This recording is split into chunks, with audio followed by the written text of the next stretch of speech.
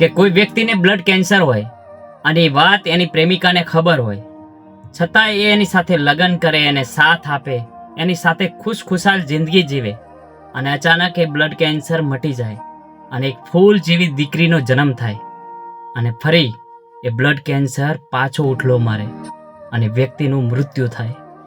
આ કોઈ કહાની નથી, આ સત્ય હકીકત છે. ઘણા લોકોનું એવું પૂછવું છે કે ભાઈ તમને કેન્સર લગ્ન પછી થયું કે લગ્ન પહેલા હતું? તો ભાઈ મને કેન્સર લગ્ન પહેલા જ હતું.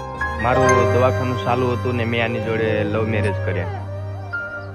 તને ખબર હતી મને કેન્સર હતું? તો હું કરવા લગ્ન એને કરવા.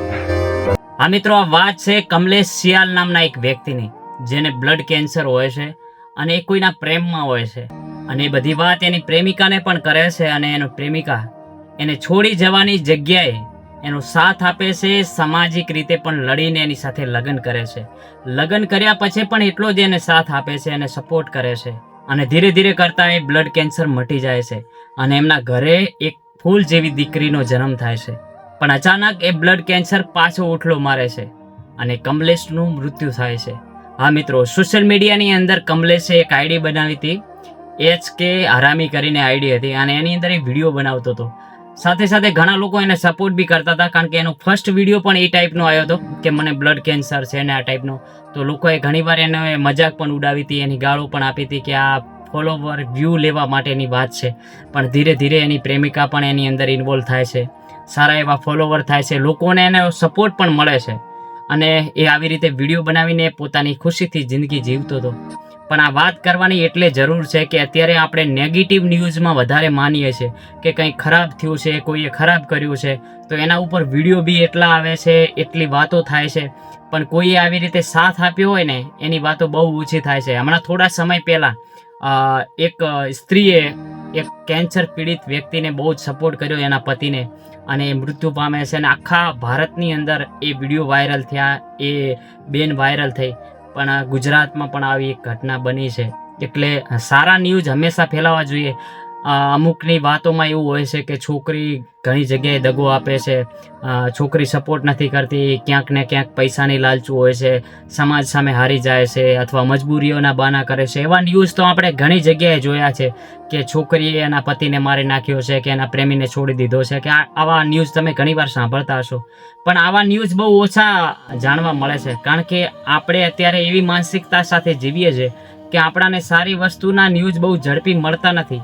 તો મારો એટલો જ પ્રયાસ હતો આ વિડીયો થકી કે એક સામાન્ય ઘરની છોકરી એક એવા છોકરાને સપોર્ટ આપે છે જે પહેલેથી એક રોગગ્રસ્ત પીડિત હોય છે, અને ખબર હોય છે, અને તમને ખબર છે કે કેન્સર જેવી વસ્તુ ઝડપીમાં ઝડપી મળતી પણ નથી, ને લગભગ ક્યાંક એવા કિસ્સાઓ બને છે જ્યાં મટી જાય છે.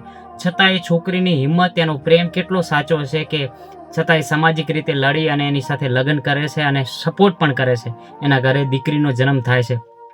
છેક સુધી એ વ્યક્તિ હારતો નથી, અને SK ના વિડીયોમાંથી થોડી ઘણી શીખ આપણે પણ લેવાની છે કે એને ખબર છે કે મને આટલી તકલીફ છે, છતાં બી વ્યક્તિ એટલા ખુશખુશાલ રીતે વિડીયો બનાવતો હોય છે, એટલો સપોર્ટિવ હોય છે. એની પત્ની પણ ઘણા વિડીયોની અંદર ક્યારેક ક્યારેક એ વધારે બીમાર થાય ત્યારે રડતી જણાય છે. આ સાચો પ્રેમ છે. ખરેખર આવા ન્યૂઝ ફેલાવવાની જરૂર છે. દરેક વખતે નેગેટિવ ન્યૂઝમાંથી જ આપણે સપોર્ટ કરશું ને તો આવા જ કિસ્સાઓ બનતા રહેશે. પણ ખરેખર આ વસ્તુ, આ દીકરીને, આ બેનને સલામ છે કે આવા સપોર્ટ કરે, અને પ્રેમ હજી દુનિયામાં જીવે છે. એવું નથી કે પ્રેમ ખતમ થઈ ગયો છે, પ્રેમ છે આ દુનિયામાં, બસ એને જોનારની આંખો હોવી જોઈએ. અને આ ન્યૂઝ તો એટલા માટે આવ્યા કે સોશિયલ મીડિયામાં હતા અને લોકો એને જોતા હતા, એના વિશે જાણકારી હતી એટલે ન્યૂઝમાં આવ્યા. આવી તો કેટલી પ્રેમિકાઓ હશે જે પોતાના પ્રેમી માટે કંઈક ને કંઈક કરી છૂટતી હશે, કંઈક મહેનત કરતી હશે. એટલે એવું નથી કે છોકરી દગાબાજ હોઈ શકે. આપણી માનસિકતા ગલત છે, અને ઘણીવાર છે ને આપણે કોઈ વ્યક્તિને સમજવાની જગ્યાએ એના ઉપર બ્લેમ કરવાનું વધારે માનીએ છીએ. તો આમાંથી ઘણું બધું શીખવા મળશે.